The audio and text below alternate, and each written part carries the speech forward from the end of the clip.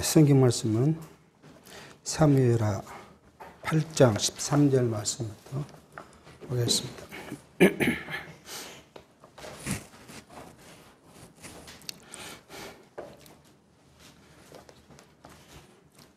다윗이 염곡에서 에돔 사람 1만 8천을 쳐 죽이고 돌아와서 명예를 얻으니라.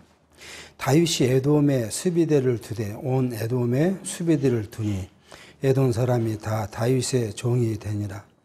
다윗이 어디를 가든지 여호와께서 이기게 하셨더라.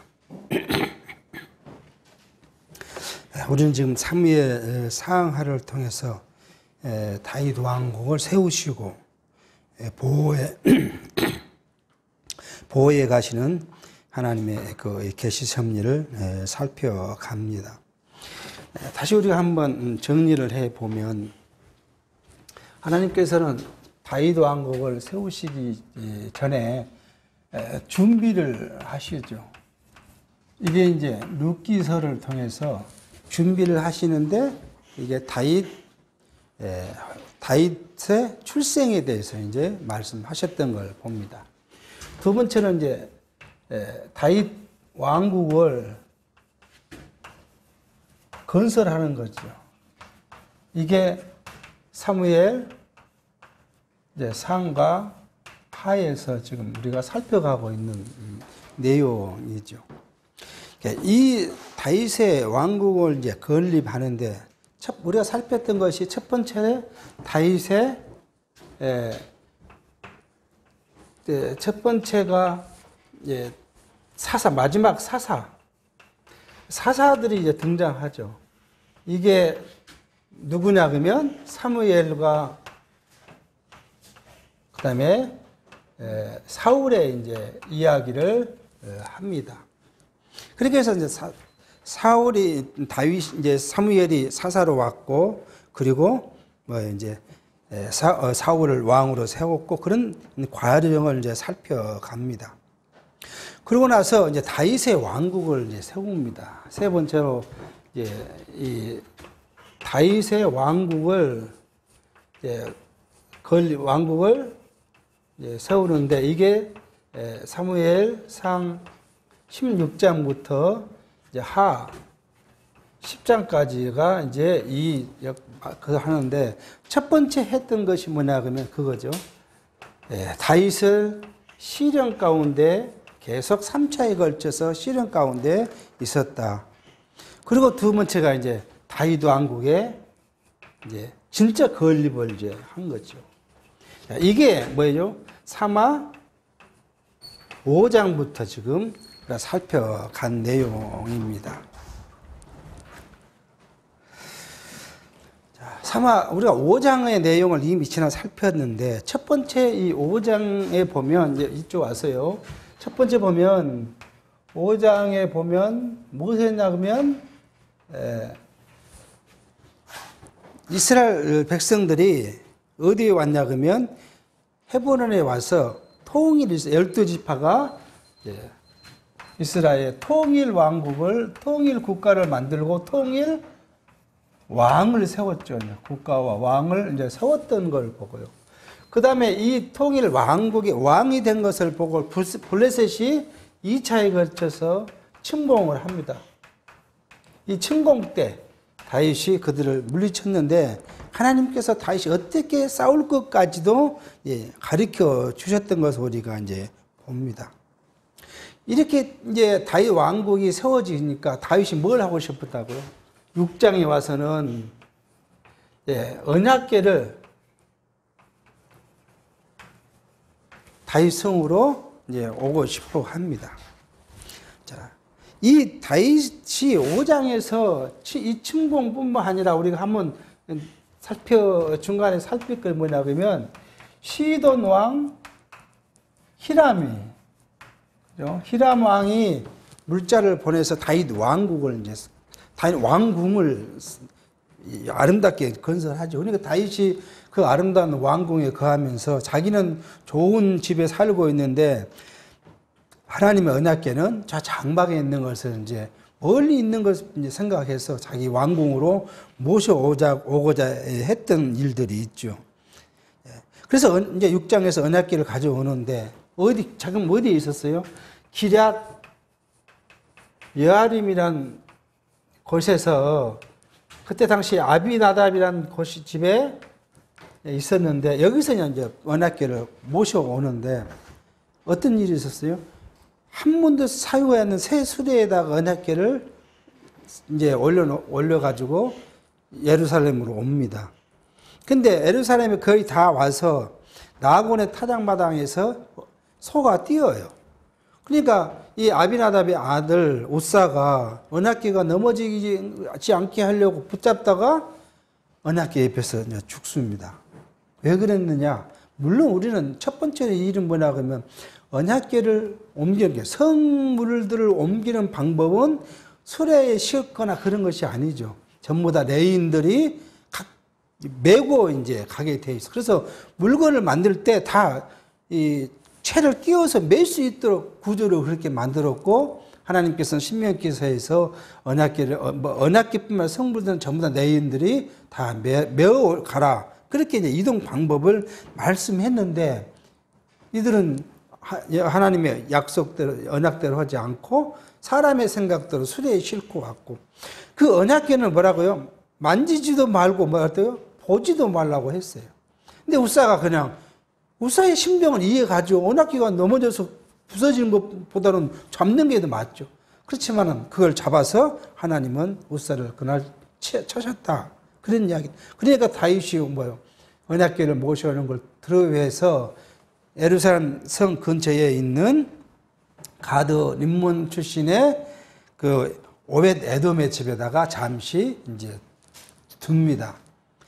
든 후에 어떤 일이 벌어지냐 그러면 오벳 에돔의 집이 그날 들어온 날부터 3개월 동안 떠날 때까지 하나님의 복을 받습니다.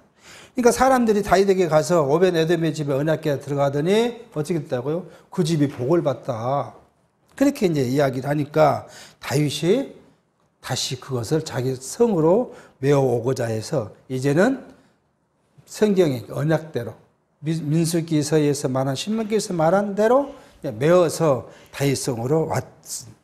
그리고 기뻐하는 다윗의 춤추는 것을 보고 아내 미갈이 업신여기고 그렇게 이야기하다가 그가 죽을 때까지 자식을 얻지 못한 그런 일들을 이제 당합니다.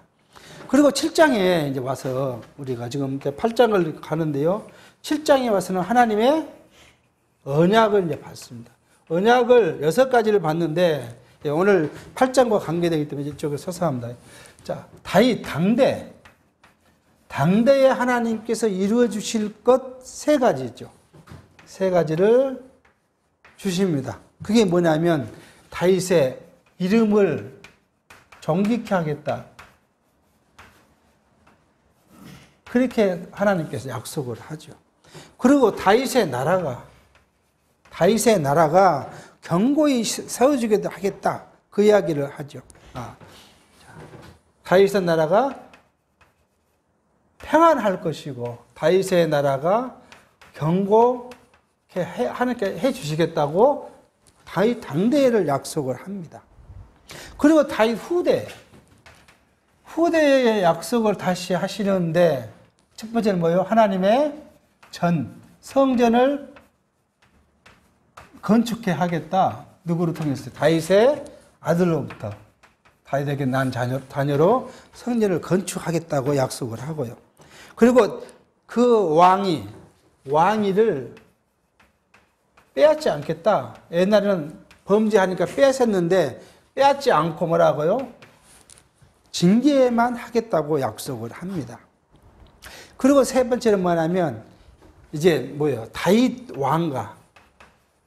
다윗이란 가문의 왕가를 영원히 가게 하겠다고 약속을 해요.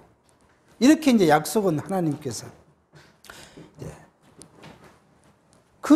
이 약속이 이제 어디까지요? 성경의 역사 속에서 그대로 이루어진가를 우리가 살펴봐야 돼요. 살펴서 그것이 그대로 이루어지면 뭐예요? 하나님은 누구라고요? 여호와다는 거죠. 언약하시고 언약제로 성취한다는 것을 이야기하게 합니다. 그리고 이제 지난 시간에 이제 살폈습니다. 8장이 와서 하나님께서는 다윗으로부터 이제 정복 사역을 하게 해요. 그래서 처음에는 블레셋이 침공을 해요. 꼭 이게 침공을 해서 블레셋을 정복하게 하고, 그 다음에 이제 모압을 정복하게 하고요. 지난 시간에 살폈던 거 그거죠. 모압을 정복하고 소바 왕을 갖다가 정복하게 하고요. 그리고 이제 소바왕을 정복하니까 하맛에 있는 도의가 이제는 자기가 이스라엘과 다윗과 전쟁을 하는 것이 아니고 신하들을 보내서 이제 조공을 이제 바치는 그런 것까지 지금 지난주에 살폈습니다. 오늘 지금 에돔과 이야기예요. 에돔과의 이야기인데, 에돔은 지금 여기를 이야기하죠. 여기 이렇게 돼 있으면 여기가 에돔입니다.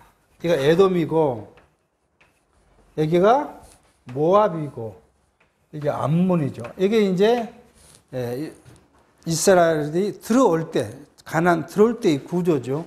근데 여기서 뭐예요? 이제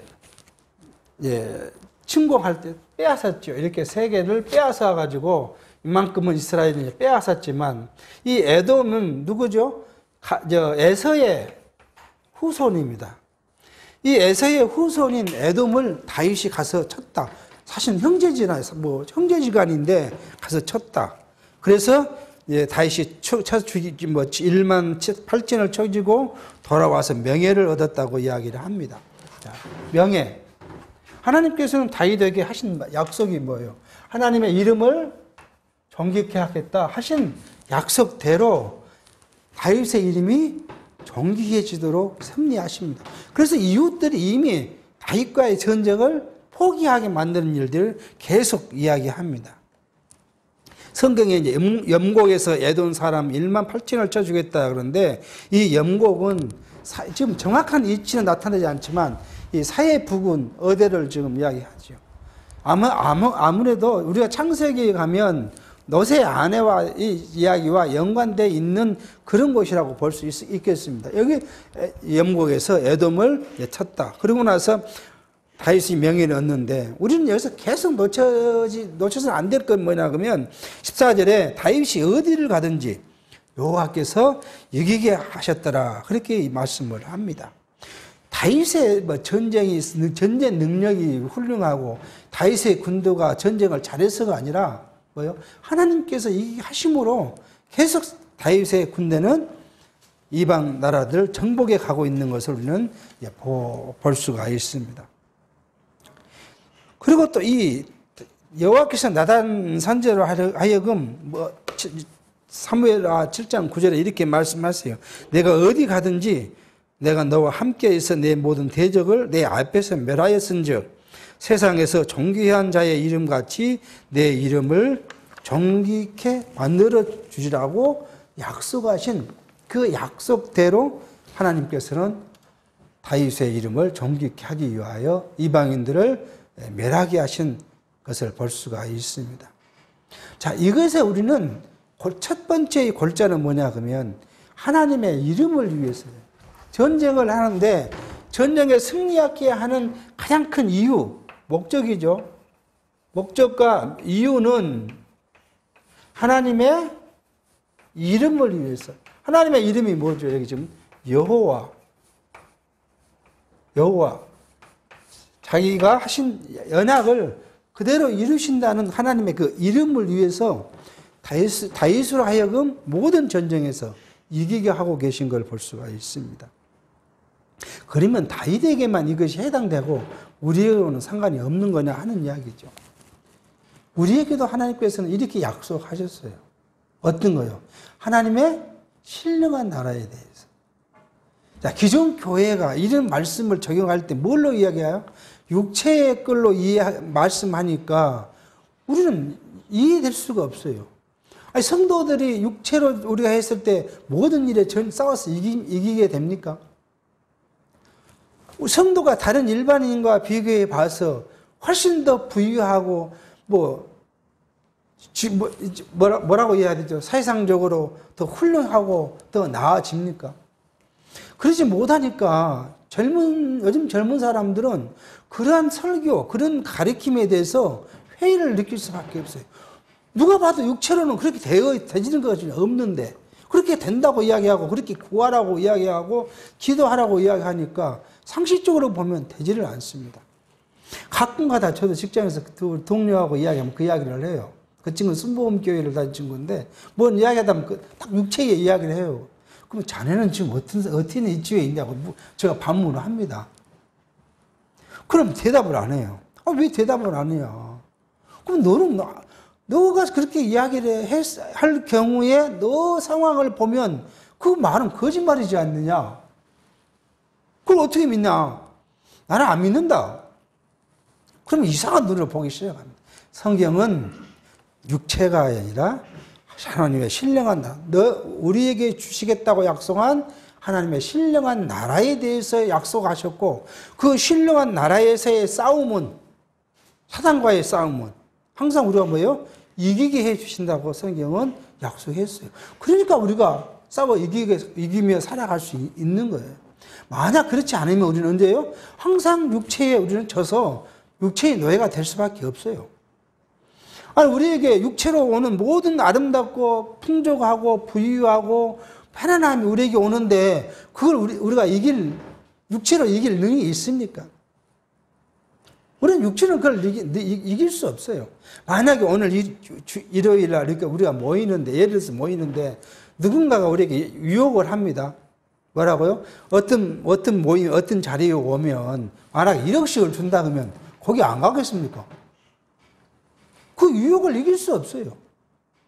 우리에게 안수해서 병을 낫게 해준다 그러면 그걸 우리가 뿌리칠 수 있겠습니까? 성경은 지금 우리 신약을 예수께서 하신 모든 말씀을 종합하면 그 누구의 역사예요? 사단의 역사죠. 근데 안수란 것은 우리가 성경이 계속 이야기했으니까 사단이 안수한 것도 그냥 하나님이 안수를 한 것처럼 느껴지고 쫓아다니죠. 제가 가끔 말씀드리면 저희 그냥 어머니 그냥 어디 아프다 그러면 무지예요, 무지. 안수하면 그냥 다 하나님이 성령이 한다고 생각하니까 그걸 쫓아다녀요. 그 유혹을 뿌리칠 수 없어요, 그게. 육체로는요. 근데 그것을 이기게 하는 건 뭐예요? 하나님께서 성령을 통해서 우리에게 말씀을 주셨고, 말씀이 생각나고, 이해되고, 믿어지게 하니까, 그걸로부터 우리가 싸워 이길 수 있게 하신다는. 그게 지금 오늘 모형적인 거예요. 그리스도께서 어떻게 하실 것과 그 나라가 어떻게 승리하실 것에 대한 모형으로 지금 누구에게요?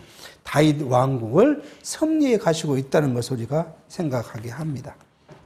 15절입니다. 다윗이 온 이스라엘을 다스려 모든 백성에게 공과 의를 행할세. 스루야의 아들 요압은 군대 장관이 되고, 아힐루스의 아들 여호사밧은 사관이 되고, 아히두베의 아들 사독과 아비아달의 아들 아히멜렉은 제사장이 되고, 스라야는 서기관이 되고, 여호야다의 아들 브나야는 그렛 사람과 브레셋 사람을 관할하고, 다윗의 아들들은 대신이 되니라. 지금 이게 뭐예요? 다윗의 왕국의 행정을 지금 이렇게 딱 안정적으로 임명하고 있는 걸 이제 볼 수가 있습니다. 다윗이 처음에 무엇을 했다고요? 모든 백성의 공과 의를 행했다. 그렇게 지금 말합니다. 이 공은 히브리 원문에는 미세파트란 말인데 판결, 규례 그런 이야기입니다. 그러니까 공정한 재판을 이야기합니다. 의는 히브리 원문에 쩌다카란 말인데 이것은 의로움, 공의. 그러니까 이걸 종합하면 다윗은 어떻게 했다고요? 하나님의 율법과 일치된 게 재판을 하고 그 재판을 온 백성에게 행했다 하는 것을 지금 이야기를 하고 있습니다.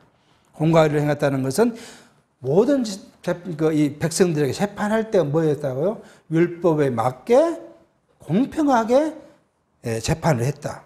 그것을 지금 이야기를 합니다. 이 말은 다른 의미로는 뭐예요? 다윗 왕국은 어떤 왕국이에요? 신정국가잖아요. 하나님이 중심이 된 국가죠. 그러니까 하나님의 중심이 된 신정국가답게 다윗도 그 모든 재판을 율법에 하나님의 명령에 일치되게 했다. 그러니까 성경을 보면 우리가 규례와 제사에 대한 규례와 이런 것도 있지만 민수기서 와서 뭐예요? 민법. 형제와 어떤 관계, 이웃과의 어떤 관계, 재판을 어떻게 해야 되고 이런 일들에 대한 모든 그 규례대로 다윗이 재판을 했다 하는 것을 지금 말씀하고 있는 겁니다. 첫 번째 이 스라의 아들 요압은, 스라는 누구죠? 다윗의 누나입니다. 누나의 아들 요압은 군대 장관이다. 이 요압은 그 앞에 우리가 전쟁에 있었을 때 싸웠던 걸 보면 요압의 동생은 누가 있어요? 그 아비새가 있고 아사엘이 있어요. 아사엘은 누구를요? 그 사울의 이 군대 장관이죠. 군대 장관과 쫓아가다가 죽었던 친구가 있어요. 그러니까 이 세 아들의 그 어머니가 수리아의 아들 그 중에 가장 장남인 요압은 군대 장관이 되고, 그리고 이제 여호사밧은 사관이 됐다. 우리는 잘 알잖아요. 뭐 그 역사의 이 드라마를 보면 사관들이 나오죠. 왕궁에서 이게 왕의 역사를 쭉 집필한 사람들을 이제 사관이라고 하지요. 그래서 사관이 됐다. 그리고 이제 아이두베의 아들 사독과 아비달은 제사장이 되고, 스가랴는 서기관이 돼. 서기관이 지금 같으면 이제 비서관입니다. 그러니까 행정비서관이에요. 그래 됐다. 그리고 브네야는 그렛 사람과 블레셋 사람에 관한 다윗의 이 글렛과 블레셋 사람을 관할하는 사람이 됐다. 이 글렛은 이 그레데인이라고 이야기하는데 이 블레셋에 동화된 그레인들을 이야기를 합니다. 그리고 블레셋 사람은 원래 이제 블레셋에 이야기를 하고 있는데, 이 사람들은 과거에 다윗이 우리가 어디로 갔어요? 가드 왕에게 자기 몸을 맡기려고 내려갔던 것을 사무엘상 30장에 보면 있었습니다. 그때 내려가 가지고 그가 이제 이 가드 왕으로부터 미특한 땅을 얻어서 갔고, 그리고 나중에 다시 이스라엘 돌아올 때에 동참했던 사람들로 이제 보여지는 사람들입니다. 그렇게 해서 그 사람을 그 사람들의 관리인이 됐고, 그 다음에 다윗의 이제 그 왕 아들들은 다 뭐가 됐다고요? 지금으로 말하면 뭐라고 이야기해야지? 특보라고 해야 되겠죠. 이건 이제 다윗의 아들들에 대한 보면은 그런 말을 합니다. 대신이란 말은 히브리어로 코헨이라는 말인데, 고문, 신실한 고문. 그 다음에 열왕기상 4장 5절은 왕의 벗, 이렇게 이제 해석을 했어요. 그런 거 보면은 아무래도 여론을 수렴해서 왕에게 직보하는 그런 특보인으로 이제 임명을 했다. 이렇게 이제 볼 수 있겠습니다. 이렇게 해서 다윗 왕가의 왕궁에 있는 제도를 정비한 다윗의 모습을 지금 성경은 이야기하고 있습니다. 이와 같은 다윗 왕의 승리는 여호와 하나님께서 다윗 왕과 함께 하심으로 승리하게 했는데, 이것은 이미 말씀했듯이 나단 선지자로 하여금 다윗에게 약속하신 것. 사무엘하 7장 11절에 전에 내가 사사를 명하여 내 백성 이스라엘을 다스리던 때와 같지 않게 하고 너를 모든 대적에서 벗어나 평안케 하리라. 여호와가 또 너를 내게로 이르노니 여호와가 너를 위하여 집을 이루고 내 수완이 차서 내 조상들과 함께 잘 때에 내가 내 몸에서 날 자식을 내 뒤에 세워 그 나라를 경고하리라고 약속하신 이 약속대로 하나님께서 성취해 가고 계신다는 걸 볼 수가 있습니다. 그런데 이러한 약속은 그냥 갑자기 어디서 떨어진 약속이 아니죠. 이미 우리는 어디로요? 창세기로 가면 창세기 17장 6절에 하나님께서 아브라함에게 약속하신 것이었어요. 10장 6절에 내가 너로 심히 번성케 하리니 나라들이 내게로 쫓아 일어나며 열왕이 내게로 쫓아나리라. 내가 내 언약을 나와 너와 내 대대 후손의 사이에 세워서 영원한 언약을 삼고 너와 내 후손의 하나님이 되리라. 내가 너와 내 후손에게 너의 우고하는 이 땅 곧 가나안 일경으로 주어 영원한 기업이 되게 하고 나는 그들의 하나님이 되리라고 아브라함에게 약속했던 그 약속에 근거해서 계속 하나님은 당대에 약속에 가고 계신 것을 볼 수가 있습니다. 이러한 역사적 사실들은 장차 예수 그리스도께서 만왕의 왕으로 오셔서 모든 나라를 멸하시고 하나님의 나라, 성도들의 나라를 견고히 세우실 섭리에 대한 예표와 모형이라는 것을 우리가 이제 생각해야 합니다. 그러니까 결국은 구약의 모든 일은 뭐예요? 신약의 그리스도께서 이루실 것에 대한 모형이라는 거예요. 그러니까 구약에 있는 것은 모형이기 때문에 육체로 그것들을 우리에게 보여주셨지만 신약의 실체에 와서는요, 실체인 신령한 것으로 우리에게 보여주고 계시는 것을 생각해 볼 수가 있습니다. 우리가 이걸 조금 생각해 보려면 좀 우리가 다시 한번 좀 생각해 볼 수 있는 게 뭐냐면 성경은 좀 이렇게 볼 수가 있어요. 성경의 이 실체, 아담에게 약속하신 언약. 이 언약은 누가요? 그리스도께서 오셔서 이루실 것이고, 그리스도께서 오셔서 오는 실체죠, 이게. 성취, 실체인데, 하나님께서는 이 언약에 대한 증거로 아브라함에게 약속하시고, 육체적으로 계속 하나님은 약속하고 성취하고 약속하고 성취해 가시는 모습을 있어요. 이게 육체의 모형이죠. 육체고 모형입니다. 그런데 우리가 구약을 계속 육체와 모형으로 보고 있지 않습니까? 항상 우리는 역사 속에서 육체와 모형으로 봤어요. 그러니까 지금도 어떻게 된다고요? 이 육체와 모형으로 설명을 합니다. 기존 교회에서는.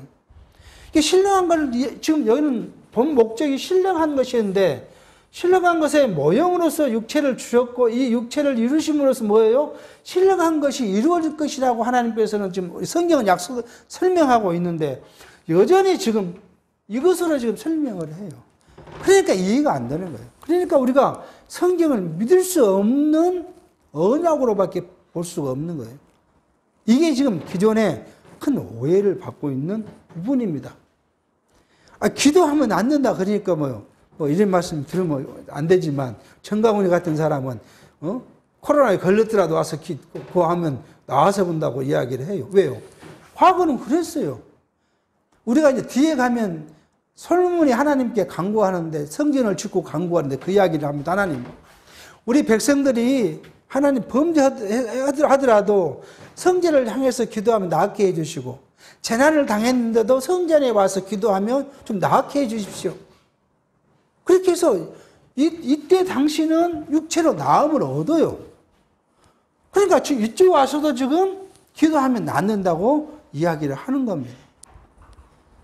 얼마나 지금 성경의 본질을 이해 못하고 있는가를 기존 신학이 보는 과정에 있다는 걸 우리가 이제 볼 수 있겠습니다. 이렇게 하나님께서는 다윗 왕국을 견고히 세워 가시고, 다윗으로 하여금 정익히 한 다음에 9장이 오면은 다윗이 누구예요? 사울의 후손을 후대할 마음이 생깁니다. 그걸 이제 9장에서 이야기를 할 것입니다. 9장 1절, 다윗이 가로되 사울의 집에 오히려 남은 사람이 있느냐? 내가 요나단을 인하여 그 사람에게 은총을 베푸리라 하니라. 다윗이 이제 요나단과 생각해서 그 집에 은혜를 베푸기 위해서 다윗의 그 자녀들, 요나단의 자녀가 있는지를 확인하려고 이야기를 합니다. 사무엘상 18장 3절에는 요나단은 다윗을 자기 생명같이 사랑하여 더불어 언약을 맺었으며, 그때 요나단이 다윗에게 했던 건 뭐냐 그러면 자기의 후대 자손 자녀들에 대한 보호를 부탁했던 일이 있습니다. 여기 오히려라는 이야기는 아직 여태껏 그런 이야기예요. 지금 막 다윗 왕가가 망했는데 지금까지 혹시 다윗 후손, 요나단의 자녀들이 후손이 있느냐고 지금 묻습니다. 그러니까 사울의 종 하나가 2절 있으니 그 이름은 시바라. 저를 다윗의 앞에로 부르매 왕이 저에게 묻되 내가 시바냐? 가로되 종이 그로소이다. 왕이 가로되 사울의 집에 남은 사람이 없느냐? 내가 그 사람에게 하나님의 은총을 베푸고자 하노라. 시바가 왕께 고하되 요나단의 아들 하나가 있는데 절뚝발이이다. 왕이 저에게 묻되 그가 어디에 있느냐. 시바가 왕에 고하되 노드발 암미엘의 아들 마길의 집에 있나이다. 자, 이렇게 지금 다윗이 지금 그 후손을 찾습니다. 사울의 시바가 와서 요나단을 있다고 지금 이야기하고 그는 쩔뚝발이라고 이야기를 합니다. 이 쩔뚝발이는 언제요? 사울이 블레셋과 싸움에서 죽었을 때 왕가까지 이제 이 죽음이 올 줄 알고 여종이 어린아이를 안고 가다가 도망가다가 떨어뜨려가지고 쩔뚝발이 됐다고 열왕기상에서는 이야기를 합니다. 그리고 이 시바라는 이 친구는 나중에 이 요나단의 아들 무비보셋을 모함해가지고 그 재산을 다 빼앗았던 일이 있어요. 하면 16장에 가면 있는데 그런 좀 간사한 이 종이 와서 사울에게 좀 이야기합니다. 그리고 마길이라는 사람은 므낫세 지파 중에서 한 것인데 이 마길은 나중에 어쩌라면 다윗이 압살롬의 반란에 도망갈 때에 와서 다윗을 적극적으로 도운 사람 중에 한 사람이기도 합니다. 그런 이제 마길의 집에 지금 아들이 하나 있다고 지금 이제 이야기를 합니다. 어제 다윗 왕이 사람을 보내어 로드발 암미엘의 아들 마길의 집에서 저를 데려오니 사울의 손자 요나단의 아들 무비보셋이 다윗에게 나와서 엎드려 절하며 다윗이 가로되 무비보셋이여 하니 대답하되 주의 종이 여기 있나이다. 다윗이 가로되 무서워 말라. 내가 반드시 내 아비 요나단을 인하여 내게 은총을 베풀리라. 내가 내 조부 사울의 밭을 다 내게 도로 주겠고 또 너는 항상 내 상에서 먹을지니라. 제가 절하여 가로되 이 종이 무엇이간데 왕께서 죽은 개 같은 나를 돌아보시나이까. 그를 불러다가 자기 집 먹게 하겠다고 이야기를 하지요. 자, 그러니까 이 무비보셋이 감사하는 것이죠. 내가 이 개 같은 사람은 자기는 낮춰서 왕의 은혜를 좀 감사하지요. 다윗이 요나단의 아들에게 은총을 베푸는 이유는 다윗이 지금까지 받은 은혜가 누구죠? 하나님의 은총이었어요. 그러니까 이제 자기가 받은 은혜만큼 또 그 은혜를 베풀고자 하는 다윗의 마음을 읽어볼 수가 있습니다. 사실은 우리가 하나님으로부터 받은 은혜, 은총을 감격하고 감사하는 사람만이 그걸 유효되게 나눌 수 있어요. 그것이 없는 사람은 자기 만족이 되지 않기 때문에 그걸 나눠줄 수 있는 마음의 여력이 없는 겁니다. 이게 교회에서 마찬가지예요. 교회에서도 우리가 항상 무언가를 자기 만족만을 위해서 꾸준히 노력하고 고민하는 사람들은 남에게 무엇을 끼칠 수가 없어요. 오히려 악영향을 끼치는 것이죠. 그러니까 제가 가끔 말씀을 드리지만 현대 교회가 뭘요? 모든 성도들로 하여금 자기만을 위하도록 가르쳐요. 그거에서 교회를 보면은 그렇지 않습니까?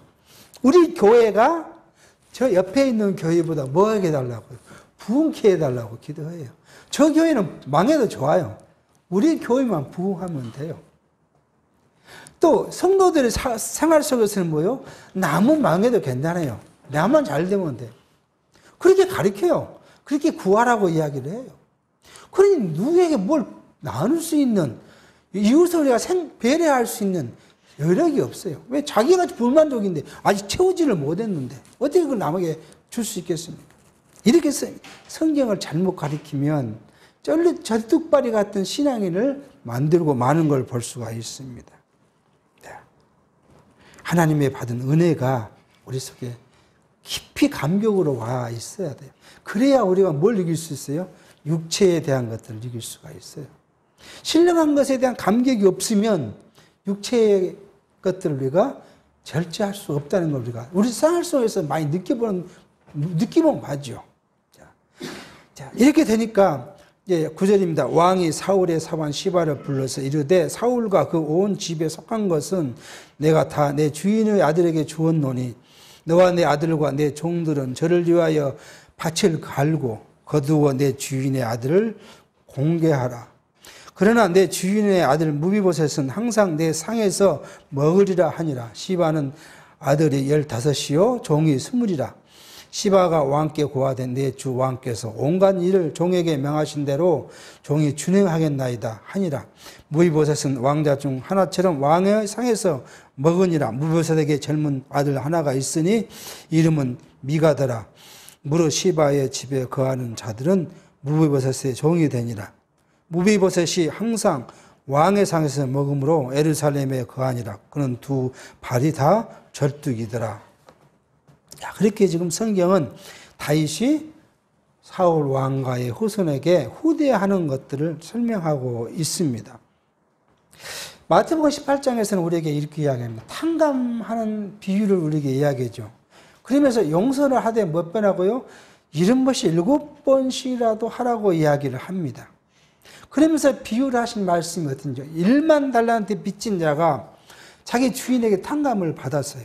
그 탕감을 받고 돌아갔는데 자기는 뭐예요? 100달러는 빌린 자를 불러다가 안 갚은다고 뭐예요?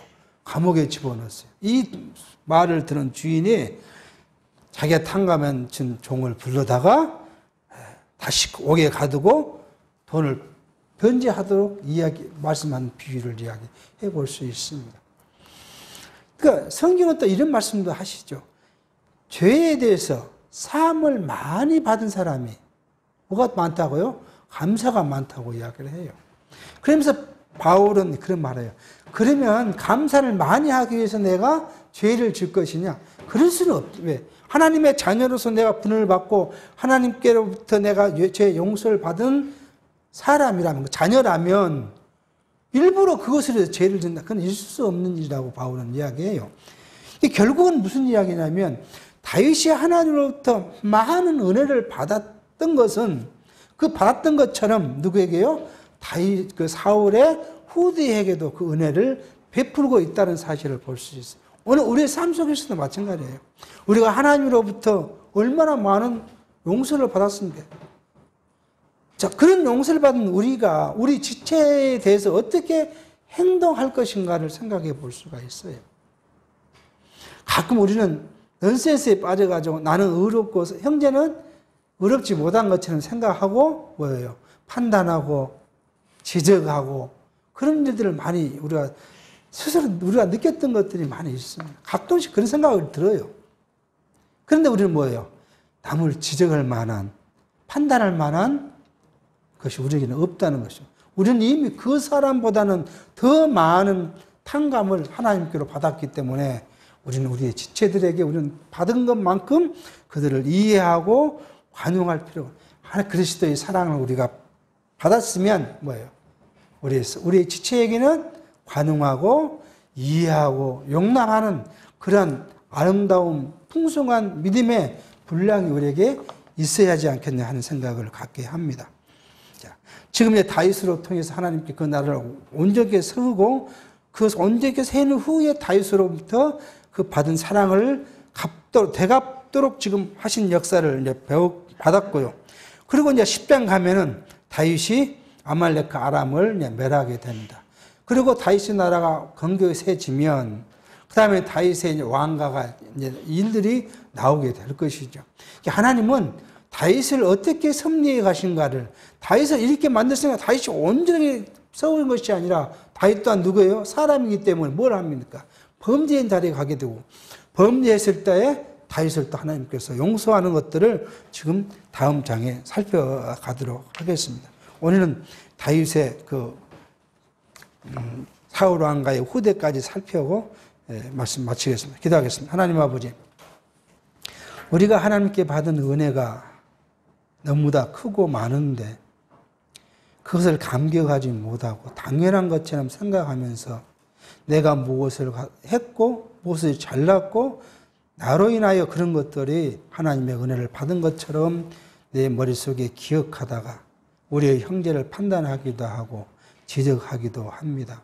하나님, 다윗이 하나님의 은혜를 충분히 받은 것에 대한 보답으로 사울의 후대를 선하게 대했던 것처럼 우리의 육체 속에서 또 교회 생활 속에서 우리의 지체들에게도 내가 받은 하나님의 은혜를 나눌 수 있는 풍성한 마음을 우리에게 허락해 주시옵시기를 바라옵고 원하옵니다.